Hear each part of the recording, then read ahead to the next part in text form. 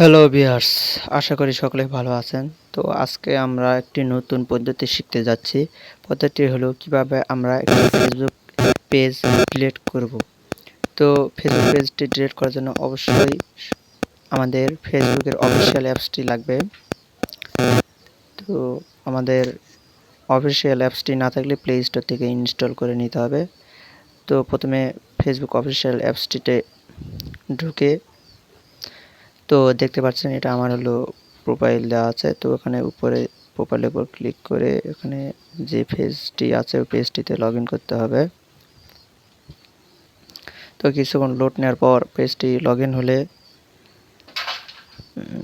তারপর আবার ওই প্রোফাইলের উপর ক্লিক করতে হবে। প্রোফাইলের উপর ক্লিক করে সেটিংস অপশন পাবেন, সেই সেটিংসে ক্লিক করে এখানে অপশন আপনার নাও থাকতে পারে আবার থাকতেও পারে।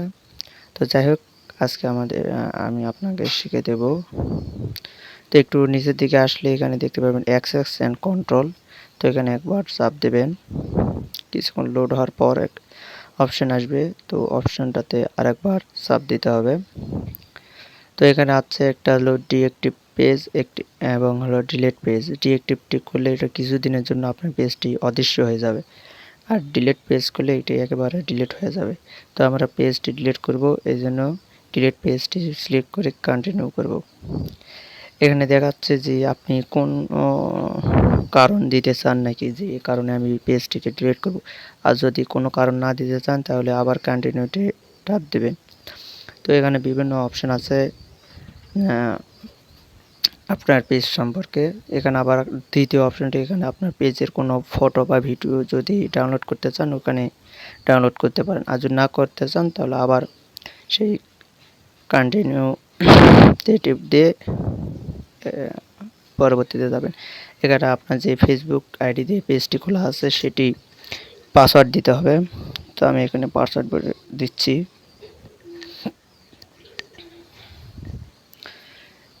পাসওয়ার্ড বলে দেওয়া হলে আবার কন্টিনিউ করে আবার এখানে ওয়ার্নিং দিচ্ছে, তো আমি ডিলিট করবো, এই জন্য আবার কন্টিনিউতে ট্যাপ দেব।